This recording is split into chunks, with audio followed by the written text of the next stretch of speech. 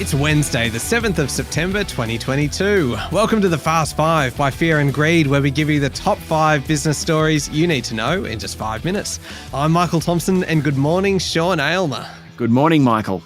Sean, 5 stories to race through in 5 minutes. Let's jump into it. Story number 1 is really what everybody's talking about at the moment. The Reserve Bank of Australia has lifted the official cash rate by another 50 basis points, taking the total increase since May to 2.25 percentage points. And there are more rate rises on the way. Yep, bad news all around if you're trying to fund a mortgage, but perhaps not if you're a pensioner relying on term deposits. On a $750,000 mortgage, the half a percentage point increase will lift the monthly interest bill by another $220. Now, compared to April, borrowers will be paying around $920 more each month on a $750,000 loan. The speed in which interest rates are rising hasn't been seen since the early 1990s. And in fact, 6 months ago, we didn't think rates would rise till 2024. But inflation is soaring, and the Reserve Bank, like other central banks around the world, are worried. They're determined to get control of prices. Are rates going any further? Yes.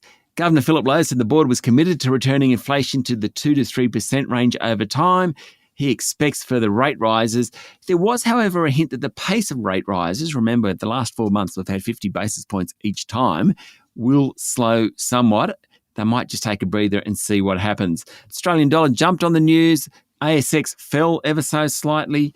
And Federal Treasurer Jim Chalmers said while the Reserve Bank's decision was a surprise, it was cold comfort for households and people who will have to make tough decisions about how to make ends meet. It will also be tough for the government. We now have rising petrol prices. We have higher interest rates. Certainly the cost of living is on the way up. This is going to become a political issue. Yeah, sure is. Story number 2, Sean, how about this? Australia is forecast to sell $70 billion worth of agricultural products overseas this financial year. That is a huge number. That is a bumper crop, Michael. Wouldn't you agree? Oh, well played.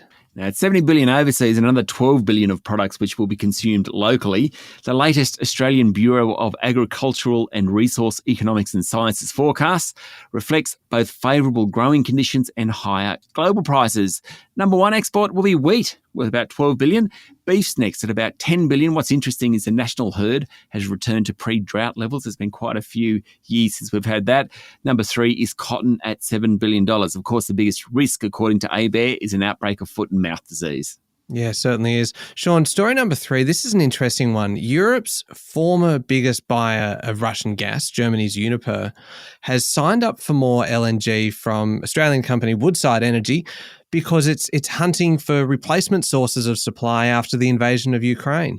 Yeah, it's quite fascinating. It's hard to ignore what's happening in international energy markets at the moment. Russia is further restricting output to the region. There's all sorts of regulatory suggestions that they'll cap prices, but buyers of gas are looking for alternates, and Woodside is providing one. Now, Uniper is a loss-making utility. It's had to be bailed out by the German government amid Europe's escalating energy crisis. It's going to buy up to 12 LNG cargoes a year from Woodside's trading business in Singapore.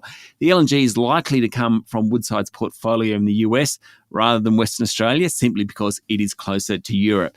But it is an example of an Australian company benefiting from what is a tragic situation in Europe. All right, story number 4, Sean. The AFL has signed a record broadcast deal with free-to-air network Channel 7 and pay TV provider Foxtel, which is going to keep the code with the 2 networks for another 7 years. It's a deal worth around $4 billion, signed yesterday by departing AFL Chief Executive Gil McLachlan, and goes from the 2025 season through to 2031. Foxtel's Kayo will have rights to all the games, while there'll be the same number of games on Seven's free-to-air channels, including marquee matches. AFL Chair Richard Goyder said the historic deal will allow the AFL to invest in the grassroots of the game and keep it more affordable for fans, something which I think the AFL does very well. Yeah, it certainly does. Story number 5, Sean, last one. Volkswagen has decided to push ahead with its plan to list a minority stake in the Porsche sports car maker in what could be one of Europe's biggest initial public offerings of the year. That's right. The listing is likely to value Porsche at about $85 billion US. The share sales could well allow the Porsche and Piëch families to once again regain direct influence over what used to be a family company. Now, 13 years ago, the family was forced to sell the business to Volkswagen for financial reasons.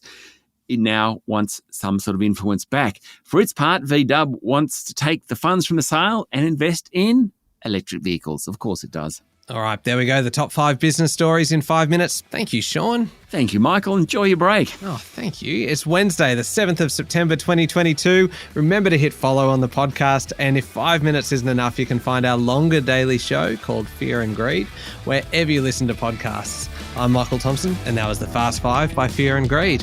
Have a great day.